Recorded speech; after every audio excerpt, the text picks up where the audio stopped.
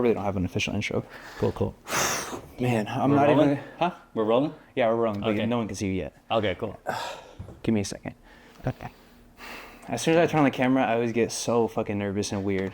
But It's not even there. yeah, exactly. Imagining all the people just watching me and You shit. introduced me and then the chair's just empty. Yeah. There's no one there talking to imaginary people. All right, guys, I'm not even going to hold you. I really wasn't excited to do this podcast today, not because of who I was interviewing or that I don't care about the podcast. You know, life just gets hard sometimes. But I had to remind myself, like, it's not always about the money. You know, you need to have other things on the side that keep you passionate and motivated. And that's what I really love about this podcast, because it connects me with like-minded individuals, and it reminds me that, you know, I'm on the right path. There are other people going through the same struggle and stuff. But without further ado, here's my homie, Ashim. What's up, VLNT? Dude, thank you for having making me, yeah, bro. of course. Thank you for Appreciate coming out here. Of course. Like, I wasn't excited, not excited. Like, I wasn't super pumped about this podcast, and I know you were feeling similar as well. Yeah. But now that we're talking more and that we're on camera and stuff, Yeah. like, how does it feel now that you're here? Like, do you feel nervous at all? Yeah, no, it's actually like a good nervous. It's like an excited nervous because like it's like a fire burning because I have so much experience, so much I want to talk about. Yeah. I'm a natural yapper as it is. So I think when we're talking about like stuff that's like right in the alley of like stuff that I do every day, it's naturally hard for me to stop talking about it. So I'm actually super stoked for this, man. Little backstory, you know, obviously you know that I started with door-to-door sales, out there grinding like that, and What were you selling? I was selling alarm systems. Alarm Yeah, I was systems? selling home security systems, selling them, you know, cameras and stuff like that, just straight door to door. And at first, man, like I will never forget my first door I knocked. I remember we're driving to the territory. I got this script in my hand, and I'm memorizing this thing, bro. You know, it's already memorized. I'm in the car still memorizing it. I'm like, all right, I got this thing forward and backward. Yeah. I knock my first door opens, dude, I completely crumble. Like, you know, she hit me aggressively. Yeah. And What? then What do you want? couldn't even get my words out Yeah. before the door slammed in my face. Damn. You know, and you do that enough times. And my goal was like, all right, you know what, my job today is just to get to the end of the pitch. I just want to get to the end. I just want to keep that door open long enough so I could get to the end. If I've done that, that's my first milestone. I know I'm not going to be a millionaire on my first day on the job, but I can have little steps towards success, you know? And I think that was beautifully said, because I think we can all apply that to every industry. Like I was saying, it doesn't matter what you do, tattoo artist, barber, any service-based business. You can't look at it like, I need to complete my entire mission by the end of this day or by the end of this deal. Yeah. You know, you had the mindset of like, let me just keep the door open a little bit longer, you know what I mean? And then you tweak it from there, you know? It's inevitable you're going to get better, you know? Yeah. But I feel like a lot of people get so discouraged, including myself, because I thought right when I started, or I make my account, your shit needs to be on point. You know what I mean? And that's why I was kind of going through with my website. Like, I had my packages, I had my hourly and stuff, but I'm like, this can be better, just over tweaking it. Yeah, 100%, bro. I mean, you know, the real answer is, you know, my back was against the wall. There was pressure, like failure was just not an option at the time. Yeah. Which happened to be the biggest silver lining, and I would never change it if I could go back. You know, because it's developed, you know, that grit and that grind that I had no idea that we're all capable of. You know, when put in those situations. But to answer that even better, like, at first, I knew that it was just going to be a process of failing forward, right? Like, I knew who the boss was, and I knew that he's like the North Star. Yeah, I'm just going to try and mimic the guy that's doing really good at this job, and I straight up pretended that I was that guy at the doors as best as I could until I got comfortable enough to start finding my own way with it. But I knew, okay, this guy's being successful. I know success leaves clues. I'm going to copy him verbatim, how he moves, how he talks, his tonality, body language, all that stuff. I pretended I was that guy until I pretty much was able to get conscious in the moment while I'm in the pitch to just be myself. And like, at the end of the day, you can't be exactly anybody, but you could definitely be inspired by them, and you can take what you like from them. And that combination of different people you look up to, different people that like inspire you, and that collective is your style. Is what becomes you, I believe. Because I think I took a lot of little things from different people that are successful in the industry and sales, and I just took tad bits of what they do, and I tried their shit out. And sometimes it doesn't work. You gotta. Can I cuss on this? Yeah. Absolutely. Okay, yeah, Fuck you yeah, got you can cuss on it. Yeah. you got to go fucking fail. Yeah, you got to yeah. go fail, and you got to embrace that failure. And I think I got that a lot from skateboarding too. Like skateboarding, like all you're doing is falling on your ass all the time, but you go until you're bleeding, you're sweating, like blood, sweat, and tears. But then you land that trick, and you're like, all right, what's next? I want to talk more about that skating thing because I think people should have their outside hobbies. Yeah. But one thing I wanted to talk about, I think you said it perfectly. I came across this reel on TikTok, and he's like a world-renowned chef or whatever, and he was talking about how a lot of people think that it's the spices, it's the exotic spices, it's the exotic flavors, but really what it is you knowing your craft so well and what each instrument does and every spice does, and bringing the naturalness out of the essentials like pepper, salt, and how to bring them together to make something spectacular. Yeah. And that's what I noticed with my field as well. Like, it's not about following the rule book down to a T. It's about understanding every single rule in that book, and then now you get creative with it. Now you make your own dish. He said it perfectly. He was like, you can follow a recipe down to a T and you'll probably get it down pat every single time. But what makes you a really good chef is when, I don't have milk this time. I have half and half, but and I have a little bit of salt, even though it calls for paprika or something like that. I'm not a fucking chef, but you know what I mean? Like just getting creative enough, like just me and my lighting, like, technically you're always supposed to have the light at a 40-degree angle in this situation or whatever, but when I do my interviews, I take it up a notch. I take some lighting inspo for this type of shoot and apply it to this one, and then create something that's completely different. 100%. I mean, the way I'm relating it, with just kind of the background with business, is that the same way I sold my first alarm deal to the last deal I just closed today.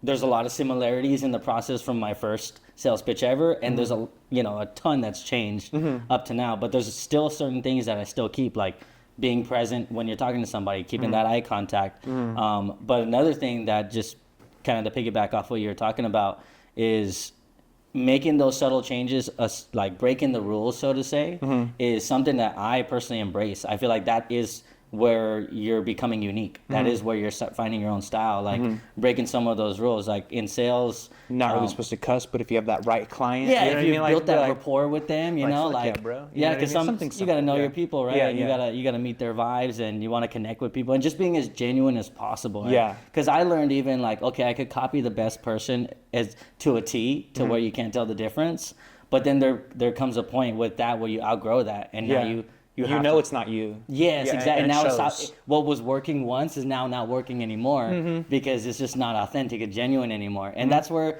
I think that's the fun part of like our journey is, if that's happening, yes, it can be frustrating because what was working at one point isn't working anymore. But I think there's, it's a matter of perspective, right? It's an opportunity for you to see that, hey, you've outgrown your current process that you had, and it's time for you to develop it and evolve it now. And I think if you don't get that simple fact of that's what business is tweaking and moving forward. Yeah. Like nothing's ever going to stay the same. And I feel like a lot of people get it fucked up because they think that, I have this package down and it's working right now amazingly, and I'm not, and this is just how it is. You know what I mean? Yeah. And that's why a lot of the older generation can't grasp the concept of social media or spending $1,000 to $2,000 with me for their marketing, because they're living back in the day. Like they don't understand that their competition is able to move 2 to 4 times faster just because they're using ChatGPT, because this pizza restaurant doesn't want to use ChatGPT and understand the value of marketing. They're basically turning into their grandma with Skype. They're like, I'm not gonna learn this. I don't need to learn this or whatever. Like you always need to be changing as a business owner. And they say the ones who don't learn to adapt will pretty much drown, right? And I've seen that personally. Like if you got to be able to adapt on the spot when you're meeting a new client. You're just first time shaking their hand, you got to adapt to whatever vibe they're on, whatever language they recept to the best and stuff like that. And I think adapting in business is just always going to be a requirement, you know? But that's what makes you different. That's what makes you grow, and that's what makes you better. And I think the number one thing that changes, it's not really like the layout of the business or how you make money. It's more so the marketing and how you get in touch with people. It's been the same since day one. The more people you get in front of, the better chance you have at someone booking your service. It's never really changed, but the way you get in front of their face is, I'd say, a lot different than it was back in the Western day or something. You know what I mean? Yeah. You just have an old-fashioned sign, people walk by and be like, oh, I need to go to the saloon or Yeah, whatever. yeah. Fuck. Like now, if you want people to know about your bar, like they're probably gonna just know, you'll probably get by with word of mouth, but your competition is hiring the professional videographer, looking crazy on social media. Yeah. Everyone's on social media, And if I can just say one of the biggest things that I've learned that I'm still working on now, not to say I'm not always genuinely curious about and interested about my customers, but I think that's very important because it's natural, whether you're selling a product or a service, it's very easy. It's very natural and easy to just go right into, hey, you need my service. This is my service. This is what, pay me this money for my service. Yeah, exactly. As to you, it's a no-brainer because you know about it. Yeah, because you're selling it all day. You're doing it all day. And it's a great service. It's a great, like, you believe it, you back it. And that's what hurts the most, because that's literally speaking to me, like, I know my shit works. Yeah. And I believe in it, but when I come across someone, I forget that other people, they don't know it as well. So when they say no, it like feels like a dagger. You know what I mean? And there's two types of no's that I've learned is What are those? There's NO, like they're saying no, and then there's KNOW. They don't know what they're saying no to. Beautiful, right? yeah. And so like I think that's where it's important before just But it all sounds product. the same. It sounds like the no. Yes, exactly. And it is a kick in the face, And when doors slam in my face when I was knocking doors or even just prospecting businesses, one thing I learned to do is just walk faster to the next one. Because if I stayed stuck there, and sometimes it's good. You do necessarily need to, if you need to take 5 minutes to just be pissed off, get all your cuss words out, cuss yourself out in the mirror, and then go right back to it. But I do believe that like when taking genuine interest first, finding out how can you be of service to someone? Where do you fit in for them? Asking them questions. I don't think you can ever ask too many questions to somebody. And people love to talk about themselves, like me right now. But it's just a thing that helps you fit better. I think it comes off more genuine, authentic. You will know how to better service them, what they're looking for. Because a pitch is a pitch, right? And you can do the same pitch to 100 people and maybe one of them will buy.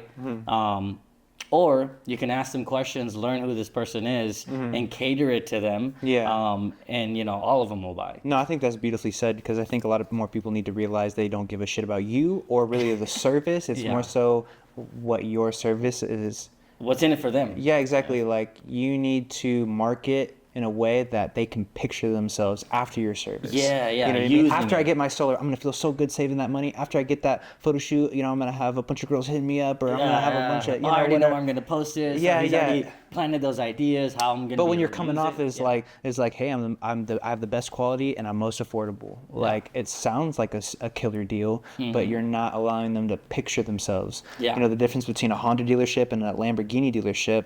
The Honda will try to tell, we're the best rates, most reliable. You go into the Lamborghini, they'll let you know we're the most expensive, and you're probably not gonna get approved for this car. But when you get in, you're definitely not gonna want to tint this shit, because you're gonna want everyone to see you in this. When you pull up to the club, everyone's gonna instantly respect you. Like, they're selling a feeling versus selling the product. What can they do? First and foremost, it's gonna hurt. It's gonna suck at first, but you have to embrace that. Like, there's just no way around it. I've been told that you can't cheat the grind. But that's the beauty in it. You're failing forward. There's no successful person out there that, like, not to be cocky or anything, but the only reason I was selling more alarm deals than the competitors is just I've been told to go fuck off by more people than they have. You had the stomach to last longer. Yeah, and it's because it became normal. And now like when you're selling a service or whatever it is, right? There's probably common objections that you're gonna get. Yeah, like it's the same 10 probably that you hear. And in the beginning, you're dreading it. You could already see that this person is gonna say they can't afford it, right? Before they've even said it. There is a shift when you've taken, it does take work and practice to handle those objections. So on your own time, you gotta creatively really sit down and think, all right, what's the best way to handle this objection? And when you're so solid at that, you actually embrace it. You're waiting for it to happen. So because you're gonna shut it down so beautifully, and you're gonna be like, all right, that objection's handled, next, right? But it doesn't come without having heard that objection multiple times, being told multiple times, trying multiple times to get around that objection, getting close, and then not close enough, until it finally works. And then it works again, and then it doesn't work, but you don't change the process. You stick to it, and you just keep redefining it. So honestly, it's something that it's almost sick, but like you kind of start to like the failure, because I looked at it like there's always going to be a yes after the last no, right? And I can't tell you how many times, bro, that I would be working, a full day, and I was just told no, no, no all day. And then I'm about to wrap it up, the sun's going down, and I'm like, you know what? One more door. Dude, I probably had 100 one more door, last door deals. Yeah.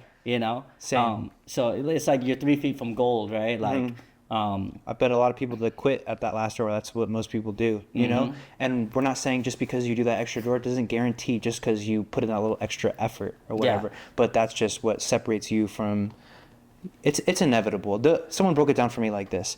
They said if you look at all the interactions you've had during the year, you've reached out to a couple hundred, there for sure will be a ratio of how many no's versus how many yeses. And if you looked at it like that, you have to, that is what it is. If you looked at it like that, every 10 no's you get 2 yeses, you'd be excited to get those 10 no's out of the way, because you're going to have 2 yeses somewhere in there. For sure. And I've learned this too, like a no right now doesn't mean a no forever. Yes. A no, the same person that told me no today could tell me yes tomorrow.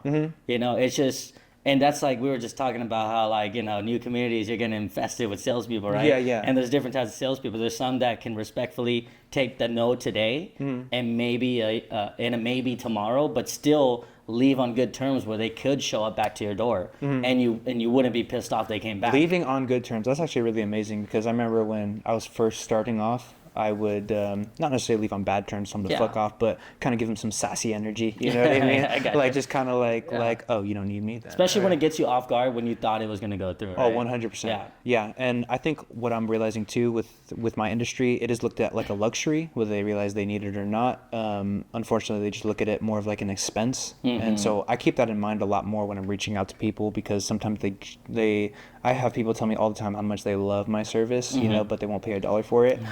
I've run into enough people to know, and I've made like a dumb amount of money for basically nothing, and I've worked really hard to get nothing, but I've had enough experience in both to know that I don't have to fold on every single offer. You know what I mean? Like 100%. There's better out there. Yeah. And I feel, sorry to cut you off, but like I feel like it's so good to hold your value too, right?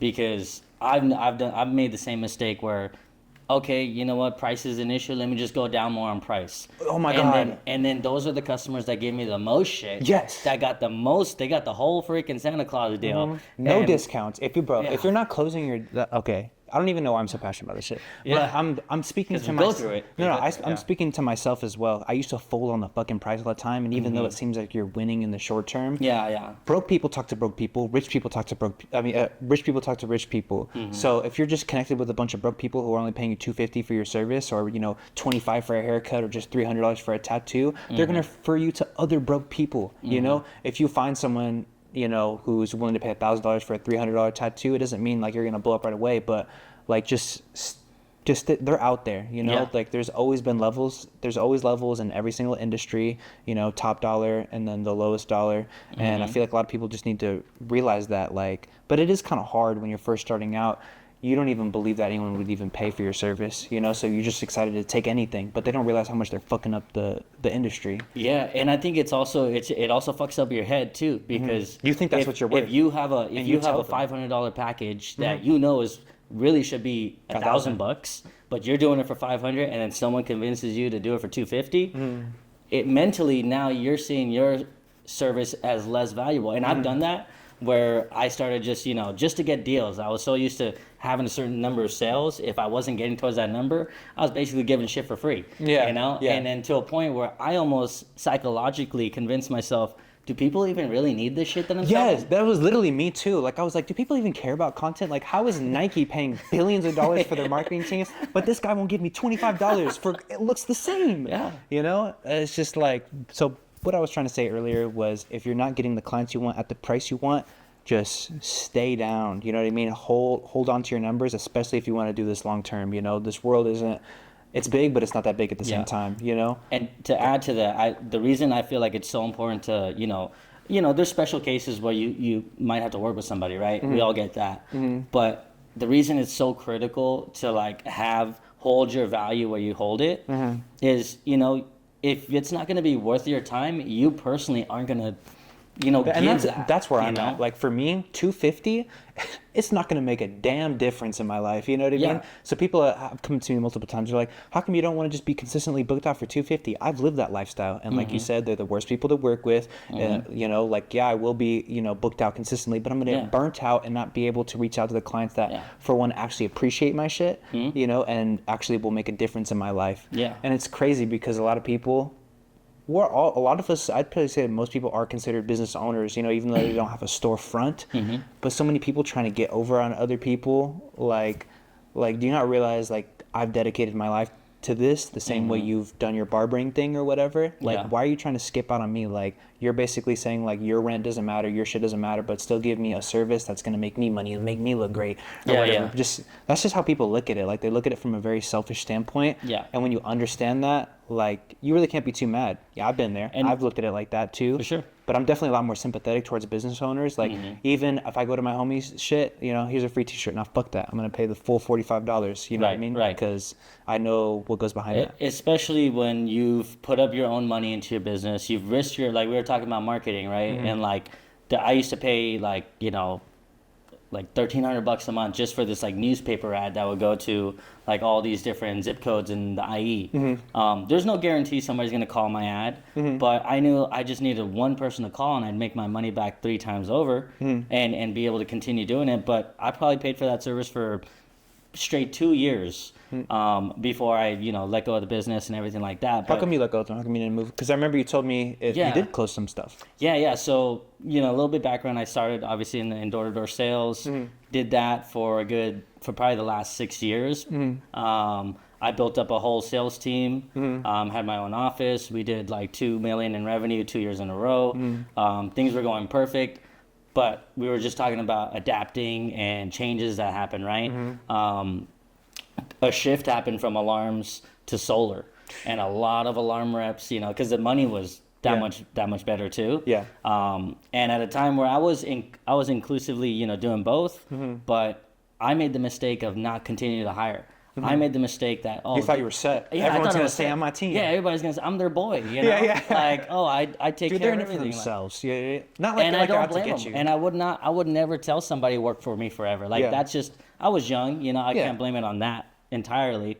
But, that's a cool boss mentality. But I definitely felt the repercussions of not adapting and to not, the industry. Exactly, but I've taken plenty of risks, like even renting an office space, right? I was the youngest ADT salesperson that was running his own like full team and full office, and we were doing really, really well.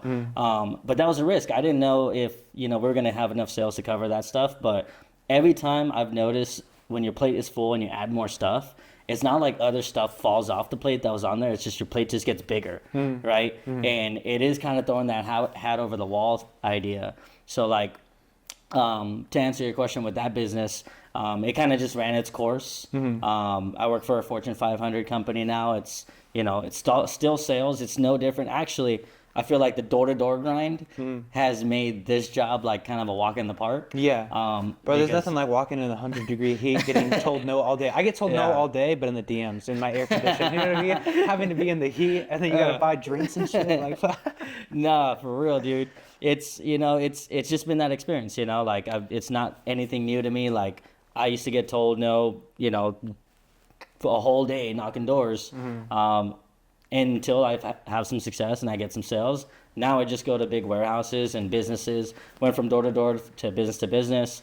It's really all the same thing. It's just at the end of the day, like I can't sell something I wouldn't buy myself, or I can't expect somebody else to buy from me on something that they don't see value in. And I personally failed if they aren't buying because I just didn't present the value properly. And I just take accountability and responsibility for it. And it's an opportunity to just get better, rather than beat myself up for it. Yeah, sure, there's things that I miss, hit or miss, but like we talked about, if you leave on good terms, doesn't mean you can't come back to that no, that customer that was a no and turn it into a yes.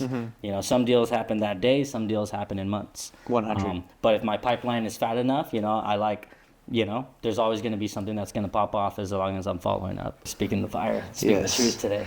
All right. So what did you last leave off on? I remember you're saying.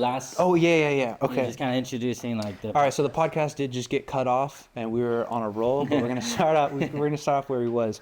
But what I was just about to say was, I've had a few of these podcasts, and I've had the opportunity to work with a lot of really cool guests. But for you tattoo artists or barbers, real estate agents, anyone who's a service-based business, even if you're not a fucking business, the most important thing you can have for yourself is a personal brand and learning how to communicate and marketing and all that. And that's what this guy does all day, every day. So I think if you're really trying to up the amount of clients, up the amount of followers, this is your podcast. We're only talking about marketing, and I think a lot of people just fear marketing because they don't understand it.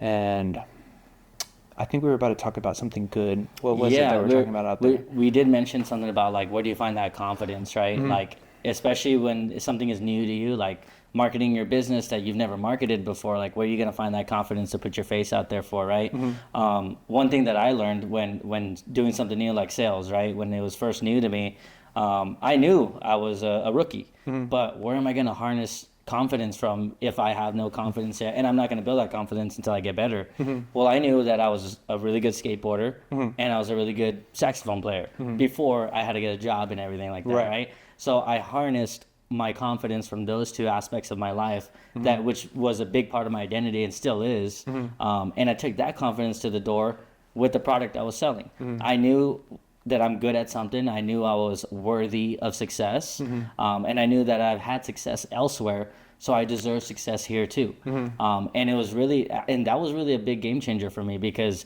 going to the door and labeling myself as just a rookie and convincing myself that I have no value to provide because I'm so new at this, mm-hmm. it was just illegitimate. Mm-hmm. It's true, but it's not fact, because you do have value elsewhere. It's true for right now. It's true for that moment, right? Mm-hmm. Until it's not anymore. Mm-hmm. And what it took was a couple weeks.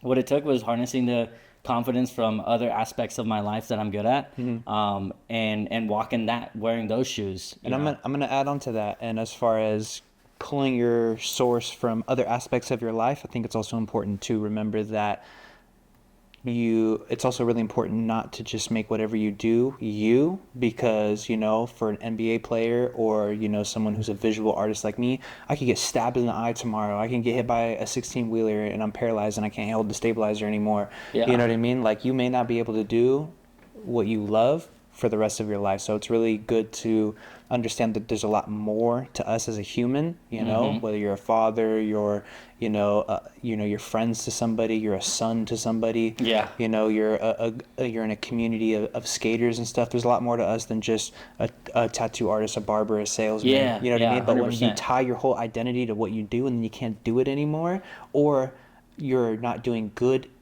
in your industry right now, it feels like death, because it's like that's all what I mean? And you didn't close that deal, and now I'm shit. Now I'm worthless. You know what I mean? But for me, having that simple mindset shift, I got a full day of no's. I didn't get a single yes, and statistically, I'm supposed to get a yes. Mm-hmm. And normally, I would be bummed out, but now I know that I'm in this for the long run. I'm not trying to build Rome overnight. Like, it just makes every single no a lot easier. It doesn't make it painless. It makes it easier. Like, today, I'm having so much fun talking about, like, all the hard parts about business, all the struggles. Mm-hmm. But best believe, when they were happening, it wasn't fun, and I was not thinking I was going to be excited to talk about it. But now I take pride in it, and I encourage everybody to take pride in the struggles. Mm-hmm. Like, it's you should be it's what happy builds about. You. Yeah, exactly. That's exactly what I was just about to say. It builds you. Like, a lot of people, they want to avoid the struggle. They think it's like that's what's going to determine whether they move forward or not. And it actually does in a way. You know what I mean? Like, mm-hmm.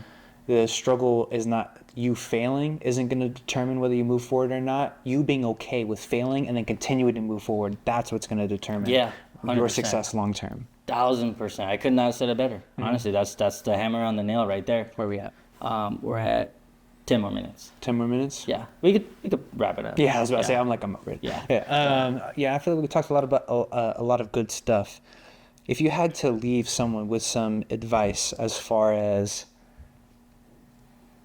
understanding realistic expectations, mm-hmm. from sales and marketing, like, say, for example, you reach out to 100 people how can they maintain that mental toughness even if they don't get a single yes, or if they only get 1 or 2 yeses? Sure. Yeah. I mean, at the end of the day, sales isn't about any tricks or, you know, getting one fast around somebody or anything like that. It's genuinely about listening to what somebody's concerns are, what problem can I solve for them. And you don't just have to be someone who does door-to-door sales. Like, you can apply this to as a barber, a everything, even as a partner, you know, like, you know, just putting yourself in other people's shoes, I think is like the biggest like golden key I can give. Because at the end of the day, you might have all the perfect things to offer and say, but what is it worth if it goes in one ear and out the other? So it's very important that before you give that information out, you got to make sure that person is actually listening to you authentically. And that's going to take building rapport, building trust, being genuine with them first. For lack of better words, giving a shit, you know? When you genuinely give a shit about someone else, they're going to genuinely give a shit about what you have to say. And just because you genuinely give a shit, it doesn't mean that, you know, they're going to give it a shit as well. Wouldn't you agree that most people, they don't really have dreams or aspirations or care, and they're probably more on the selfish side? Like, that's how most people are. But basically, I'm trying to get you to say that. Like, you know what I'm saying? Like, do you know what I'm getting at? And I think, you know, we all get like that, and it's a form of protecting yourself too, right? You do have to be selfish, you know, sometimes for yourself because you've been burned before, or this or that or whatever. Basically, what I'm trying to say is like, just keep on showing up. Just because somebody says no, it doesn't mean that your value is not there. Like you said, maybe someone was burned by another videographer, and that's why they said no to you, not because the service or whatever is bad. Yeah. It's just and when I'm trying to sell something to someone that they've been sold it before and they had a bad experience, how do I get them to just all of a sudden give it another shot, right? That's on me to do. They're not obligated to give me another chance. I got to earn it, right? And that's going to take work. But if you have that confidence in yourself and what you're going to do, what you're going to fulfill on, and have integrity with it, you're willing to do whatever it takes to earn that business. You're willing to, you know, deal with that no, deal with that untrust until it disappears. And if it takes longer than you anticipated, be okay with that. Be patient. I think that's a very important virtue to just have for yourself is patience, because nothing happens overnight. But as you stay consistent, I think the more patient you are and the more you're willing to keep learning, because the second you think you know it all is when you lose it all. Yeah, you're cooked. Yeah. You got to always be a student, always continue redefining your craft, and just take pride in what you do, and take pride in the different things that you do, the different ways that you do your stuff. There's successful people in all industries, and they're all doing their own thing, their own certain way. Take what you like and add what's yours, and take pride in that. And that's what makes you different, and that's what's going to set you apart, and that's what's going to get you excited to get out of bed every day, to keep being yourself, keep doing things different. I know we said we're about to wrap it up, but I just reminded me of something else good. Like, it's nice because I'm not really in my own lane.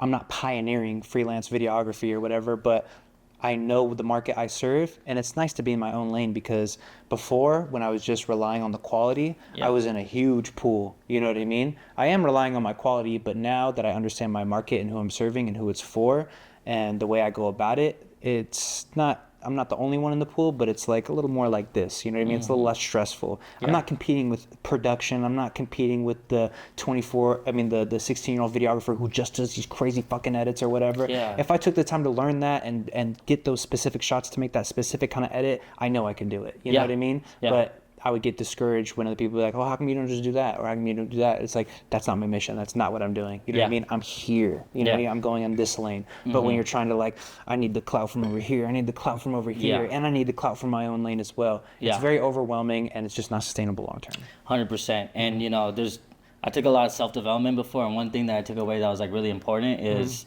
you know, when you think of a basketball game, right, there's people on the court and there's people in the stands, right? Now, you got to be on the court with your life, right? But you can't listen to everything in the stands. There's going to be people booing you. There's going to be fat guy throwing popcorn. Yeah, the fat guy telling you to run faster, right? Yeah. And, you know, whatever it is, you know, you gotta have, to some degree, shun out the people in the stands and stay on the court. Stop listening to everybody. Like, especially like just because you idolize them, like take everything with a grain of salt. Like, yes, technically they may have more experience than you. Like, I was just talking with another business owner of mine, and I got a little discouraged because he was like complaining about the prices, and I thought he for sure would he understands marketing. So how does he not see the value in my service?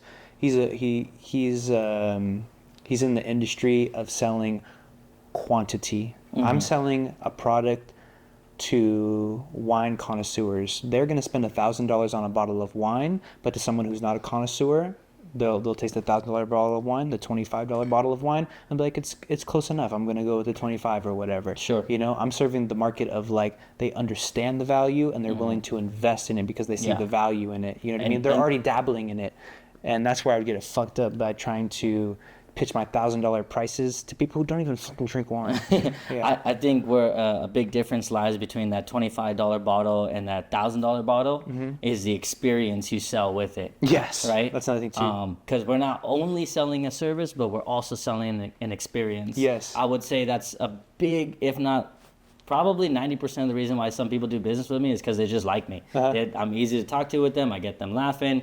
They know I'm being myself. And when they see me in business, because a lot of my clients end up being my friends too. And one thing I've been told a lot is that I'm the same person here that I am on camera, off camera, at a door, professionally, I can vouch for that. The same way he is right now, like super, like chill, outgoing, energetic. He's the same way. Yeah, and I think that's what made me feel like I had a superpower is because it took time. It didn't happen. It gave you that personal edge. Yeah. No one can beat you at being you. Yes, exactly. And that's why I'm encouraging everybody to, take pride in the changes you do, take pride in the things that you do different, own it 100%. And if people and nobody owes you belief in whatever changes you're doing, like that's for you. That's something that's sacred to you. So be excited about that. Be excited about, being different. I have to add this one last thing. Yeah. I have to add it, like, be careful who you fucking share your dreams to. Like, for me, like, it doesn't matter what it is, whatever you're excited about. It's not what it was shown to you specifically for you. You know what I mean? Yeah. You know the vision. You've been doing the research. You know how you're going to get there. And if you're explaining to someone who's never even done that or even wants to do that, you can't be surprised when they come at you very combative of like, oh, why it's not going to work out. They built their own dream or whatever, and they would have their own defenses if you told them like, oh, that's retarded. Like selling life insurance. I'm not passionate about it. I'm never going to tell anyone not to do it, but I think they could be successful, if they're passionate about it. But basically my point is, you don't have to tell everybody what you're doing or what your dreams are or whatever, because it's real easy to invite negative energy and bring you down and keep you from doing what was meant for you, you know? Yeah. You don't have to listen to everybody. And everybody doesn't have to see the same vision. Everybody isn't meant to see the same vision you have either. That's why it's your vision. Yeah, exactly. And if anything, for me personally, I kind of get fueled by that. The more somebody doubts me, the more I want to, deliver. But it's still a little bit different when it's like from your mom or your dad or something. You know what I mean? Yeah, it hits a little bit different. Yeah, that's where I'm just like, you only get one mom, one dad. Yeah, they get it's a pass. Just love. Yeah, they get a it's pass. love. They're just, I'm not a father yet, but it's also imagine. different too, because it's like it's not just a regular person. I mean, I'm sure not everyone can say this, but I know it's their doubts and their concerns is because they want the best for me. You know what I mean? Like if my friend was telling me that, then it's like they didn't really raise me. I would question like, oh, is it because he's hating or is it I doubt my mom's fucking hating on me. You know what I mean? But not to get twisted, some parents do be haters though. Yeah, but they have I've heard this some vision. situations. They have this vision for you. They And want I to think live about vicariously through you. I think about it too. Like, okay, when I'm a dad, and like, I have this vision. I might be a little like if he become like you're always supposed to surpass your parents or whatever. Yeah.